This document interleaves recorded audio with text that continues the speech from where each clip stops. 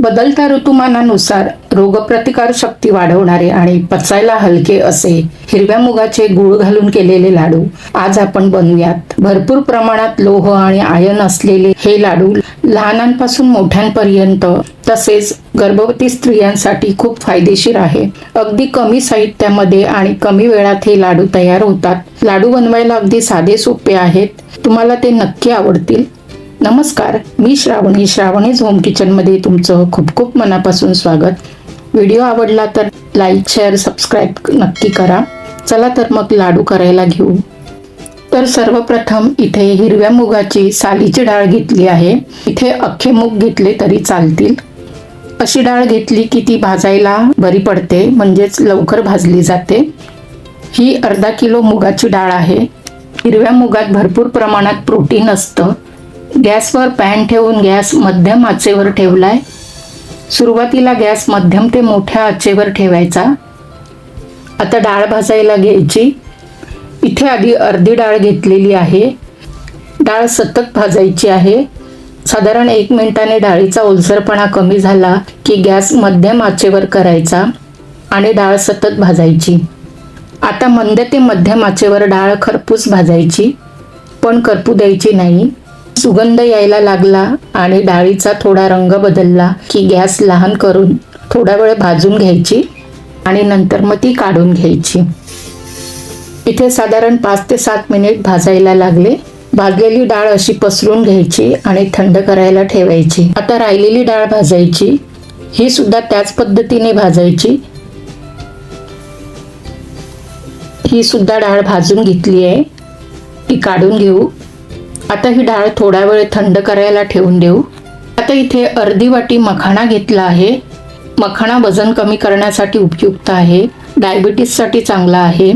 तसेच काही जण मखाणा उपवासासाठी देखील खातात आणि मूग सुद्धा उपवासाला खातात, म्हणून यात मखाणा घेतला आहे। म्हणजे लाडू उपवासाला देखील खाल्ला तरी चालेल। तर हा मध्यम आचेवर चांगला भाजून घ्यायचा। पाहिजे तर थोडंसं तूप घालायचं। तुपावर थोडं परतून घ्यायचा। मखाणा अर्धा भाजत आला की इथे 10 बदाम घेतले आहेत, ते भाजायचे। इथे ड्रायफ्रुट्स आवडीप्रमाणे घ्यायचे। बदाम चांगले भाजले की दोन्ही पण काढून घ्यायचं। हे सुद्धा थंड करायला ठेवून द्यायचं। तोपर्यंत भाजलेली डाळ थंड झाली आहे, ती मिक्सरच्या भांड्यात काढून घ्यायची आणि बारीक वाटायची। वाटलेली डाळ चाळणीत गाळून घ्यायची। आपल्याला पीठ अगदी बारीक करायचं नाहीये, थोडं रसरशीतच ठेवायचं आहे।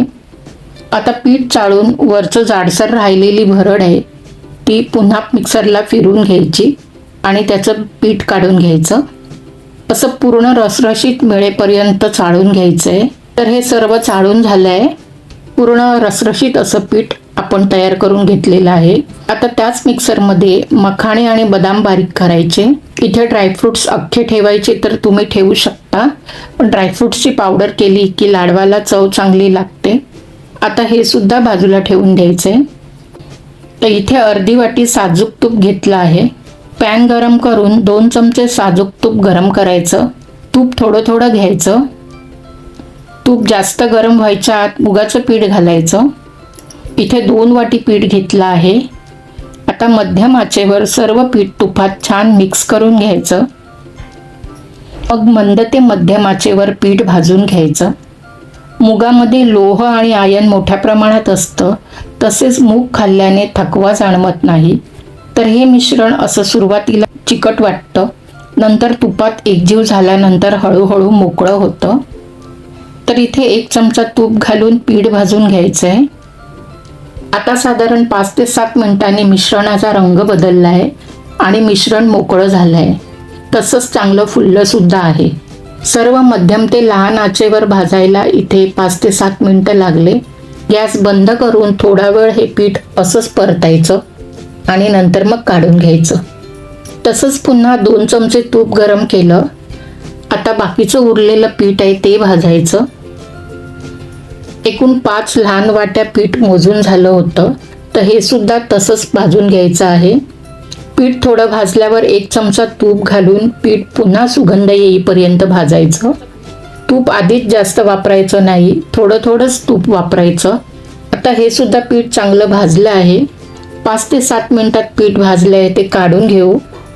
हे पीठ सर्व भाजून झालंय. ते थोडं थंड झालं की त्यात मखाणा आणि बदामाची पावडर मिक्स करायची. नंतर एक लहान चमचा वेलची पावडर घालायची. आता हे मिक्स करून झालंय ते बाजूला ठेवून देऊया. आता लाडू करायला पॅन गरम केलाय. त्यात एक लहान चमचा तूप घातलं. आता ह्या बाउलप्रमाणे आपला 5 बाउल एवढं मिश्रण होतं आणि 1 बाउल एवढं मखाणा बदामाची पावडर होती. मिळून 6 वाटी एवढं झालेलं आहे. मग आता ह्याच बाउलने 2.5 ते 3 वाटी गूळ घ्यायचा आहे. गूळ आपल्या गोडीप्रमाणे घ्यायचं आहे. तर इथे गूळ फोडून घेतलेला आहे. अर्धी वाटी सुरुवातीला मोठ्या गॅसवर 1 वाटी गूळ गरम करायचं, कारण हे गूळ खड्याचं आहे म्हणून आधी घातलंय. गूळ थोडं गरम झालं की मिनिटभराने गॅस लहान करायचा आणि गुळाचे खडे मोडायचे. आपल्याला गूळ फक्त वितळवायचा आहे, पाक करायचा नाहीये. हे गूळ साधंच आहे. ते 2 बाउल एवढं घेतलेलं आहे म्हणून टोटल हे 3 बाउल गूळ वापरलेला आहे. आता हे गूळ मंद ते मध्यम आचेवर गरम करायचं. दोन्ही पण गूळ साधेच घेतलेली आहेत, चिक्कीचा गूळ वगैरे घेतलेला नाहीये. हे गुळाचे खडे सगळे वितळून घ्यायचे. आता गूळ छान वितळलं आहे. आता गॅस बंद करून गूळ सतत ढवळायचं. गुळाचा अजिबात पाक करायचा नाही. पाहिजे तर गूळ आधीच बारीक किसून घ्यायचं, म्हणजे गूळ लवकर वितळलं जातं. आता हे सर्व मिश्रण ह्या गुळामध्ये मिक्स करायचं. आधी थोडं मिश्रण मिक्स करायचं, मग बाकीचं सर्व मिश्रण मिक्स करायचं. यात एकूण 6 चमचे एवढं तूप वापरलं आहे, ते बरोबर आहे. मिश्रण कोरडं वाटलं तर थोडं तूप गरम करून ते थोडं थोडं घालून लाडू वळायचे. तर इथे हे मिश्रण बरोबर झालेलं आहे. आता ह्याचे लाडू वळायचे. लाडू आपल्याला मध्यम मोठे कसे हवेत तसे वळायचे. जर मध्यम किंवा थोडा लहान लाडू वळला तर तो खायला बरा पडतो, म्हणजे वेस्ट होत नाही. तर इथे छानसा लाडू वळून घ्यायचा आहे. हा असा मस्त मध्यम आकाराचा लाडू तयार केला आहे.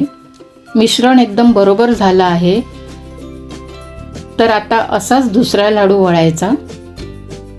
लाडू सहज वळला जातो आहे. मिश्रण गरम असतानाच लाडू वळायचे.